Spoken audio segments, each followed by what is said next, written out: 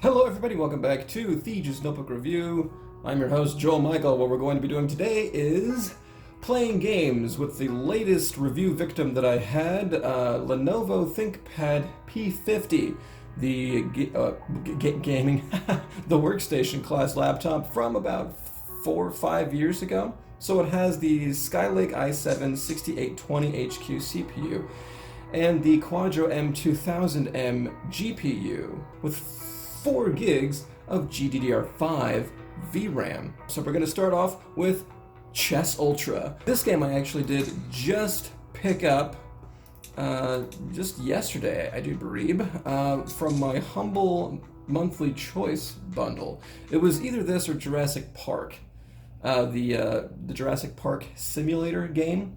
And I picked Chess Ultra.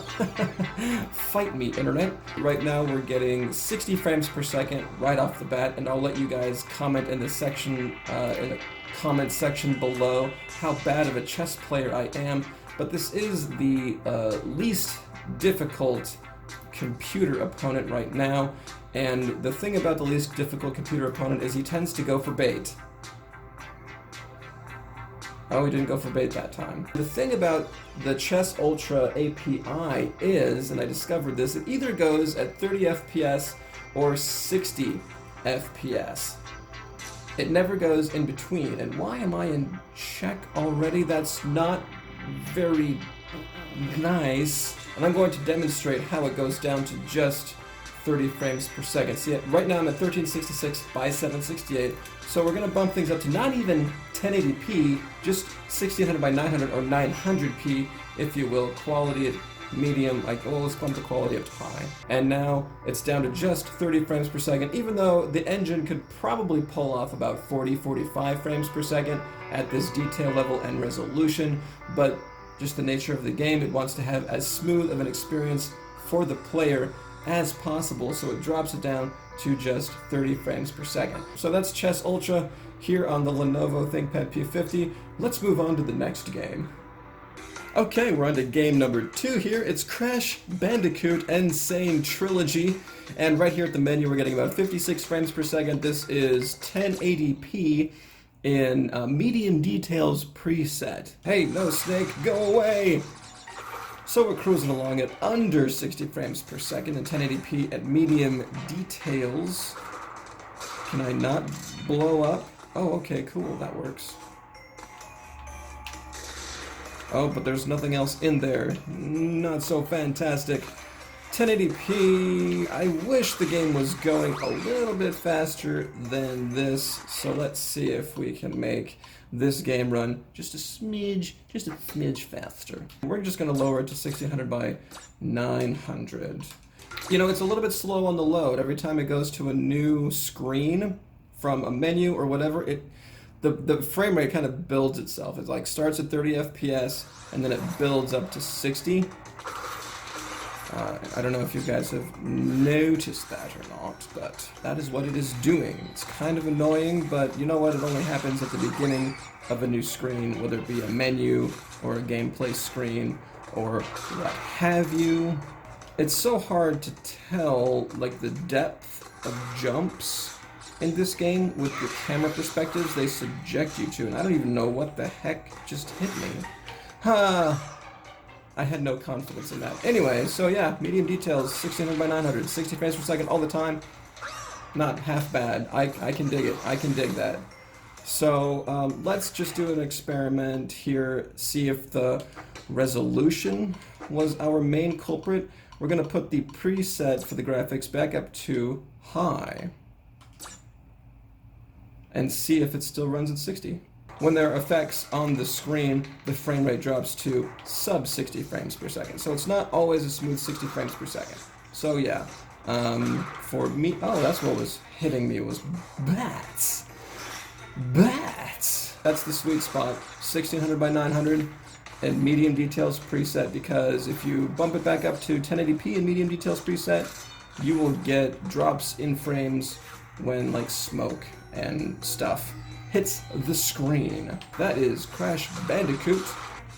Let's move on to the next game. We're on to the next game. It's a delightful title called Senua's Sacrifice. Oh, well, it's prefixed by Hellblade, but we don't need to talk about that part. In Crash Bandicoot, we were getting a solid 60 frames per second at 1600 by 900 with medium details. This game, not so much. We're getting 40 if we're lucky, and that's about as high as I've seen so far. And you can hopefully tell in the video feed that the textures are not all that crisp and clear in this detail level. Let's go down to 1366 by 768, which is practically 720p. We're going to go down to low. Since we have 4 gigs of VRAM to work with, I'm pretty sure we'll be able to bump those texture numbers up. This is pretty cool. 60 frames per second. Remember, this is 720p, which actually looks pretty good in this game, I gotta admit, at least from where I'm sitting. I'm sitting quite far away from the monitor, so I'm not entirely, honestly, paying attention to the resolution and how sharp it is. But from where I'm sitting, it's not half bad. Oh, now we're dipping down below 60 frames per second. So it's not perfect, but still very capable. I'm enjoying it quite nice. Oh, going down to 50. Oh, down even lower.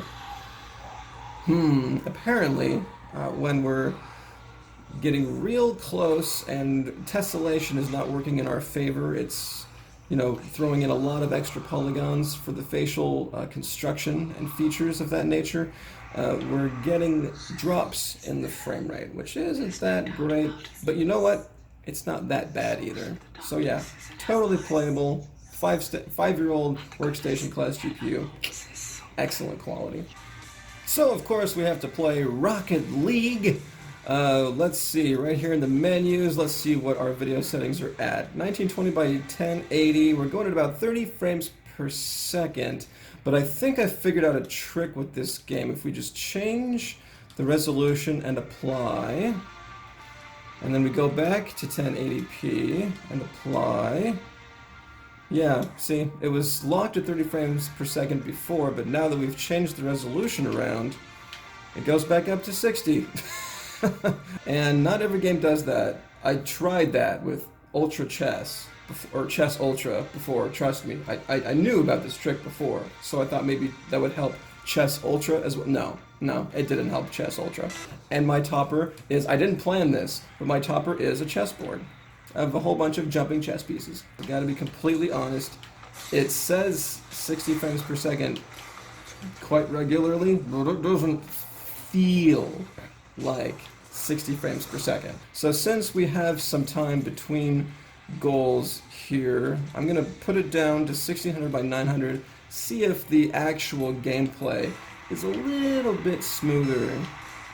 And from what I can tell, from what I feel so far, no, not really. Of course, you have to understand I'm used to playing this game at 144 frames per second, so anything below 60 frames per second, man, this other team is suffering. Maybe it has something to do with the latency of it or something like that. I don't know. We're going to do some more tweaking, I think. Yay, let's just take some of this crap off. We're going to see if it feels any more smooth. And nope, not really. It's weird. It's just weird the way that this game's graphics behave. Because it's a very stock, I mean, Unreal Engine 4 is a very consistent platform. Maybe it's got something to do with the online component of the game. I'm thinking that's what it is. Yay, we won! So that was Rocket League. Let's move on to the next game. This is the next game we're playing. This is Shadow of the Tomb Raider. And I already messed around with the settings a little bit, and I found that the best way to go is to go to 720p, exactly 720p, not 1366 by 768, no, 720p at the lowest, not the lowest of the low details. The presets go to lowest, and then low, and then medium. This is not lowest, this is just low. So there is a whole setting preset below this, and the anisotropic filtering, I should say, is at 16x. Because we have plenty of VRAM, anisotropic filtering should not be a problem, especially if the texture settings are set to low. And I'm getting sub 60 frames per second without VSync on. And I've discovered that there's a certain way that the Nvidia control panel manages VSync for the Quadro M2000M, and that is that if it can't do 60 frames per second, it lowers it down to 30 frames per second. And then if it can do over 60 frames per second, it bumps the VSync up to 60 frames per second. So in effect, what that does is you either go at 30 frames per second or 60 frames per second. Can I run like in Senua Sacrifice? No, because I am the Tomb Raider, and the Tomb Raider does not run when she does not have to run. There's no way you're going to have like a perfectly smooth experience if you're playing this on the ThinkPad P50. Hey, drunk dude, let's talk to him. Hey, get out of my office. Sorry. Close the door when you leave. Right. Wait, no, I have to go through, so, yeah. Anyway, so, that's Shadow of the Tomb Raider here on the ThinkPad P50. Okay, now we're on to the biggest time waster of all time, Diablo 3. And we're going to go ahead and go into a greater empowered rift because I have extra experience points, bonuses to take advantage of. And right away we can see that when the magic missiles hit the fan, we're going down below 60 FPS.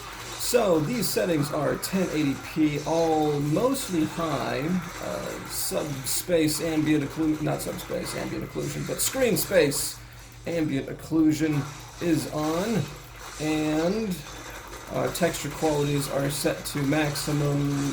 The only thing that's really lowered a little bit is the shadow quality. We're at medium and smooth, and like I said before, 1080p, and the game is playable. Oh, we're getting into a spot with a whole bunch of enemies, and that frame rate's going below 50.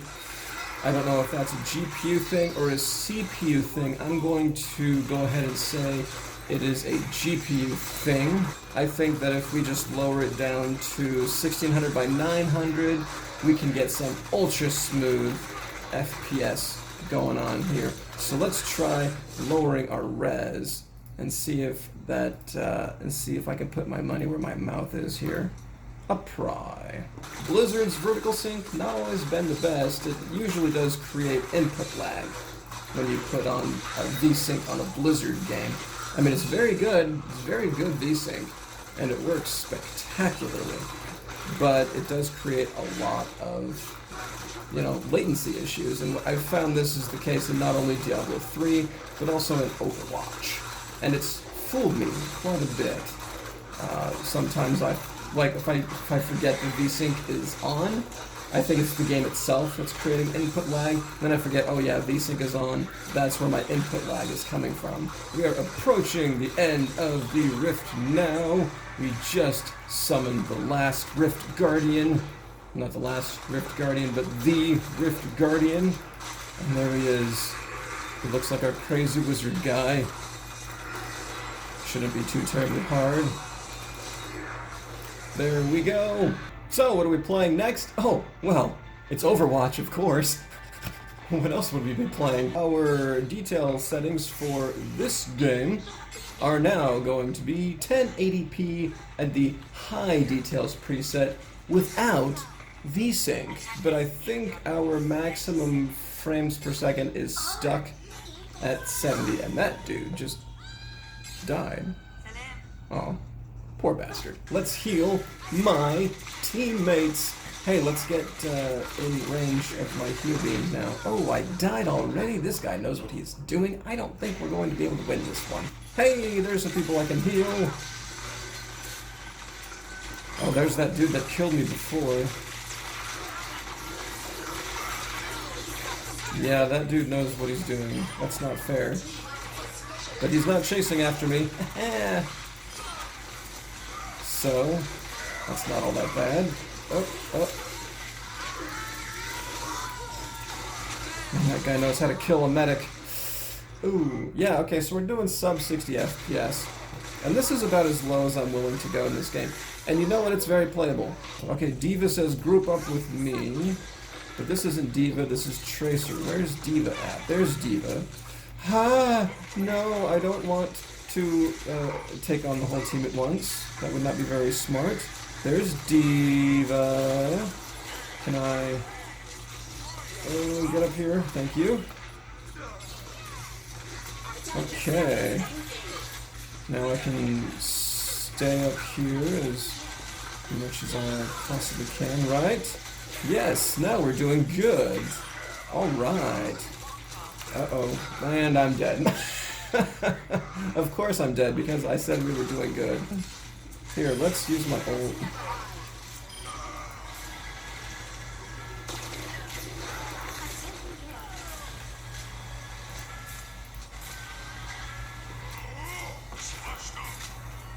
I think that was a good time to use my ult.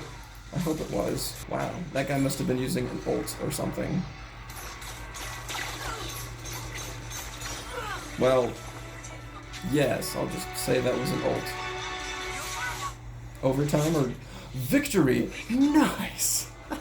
Okay, so this was a video about playing games with the Lenovo ThinkPad P50. Don't forget to thumbs me up and subscribe if you want to see more content like this. Thanks for watching, and you guys, have a good night.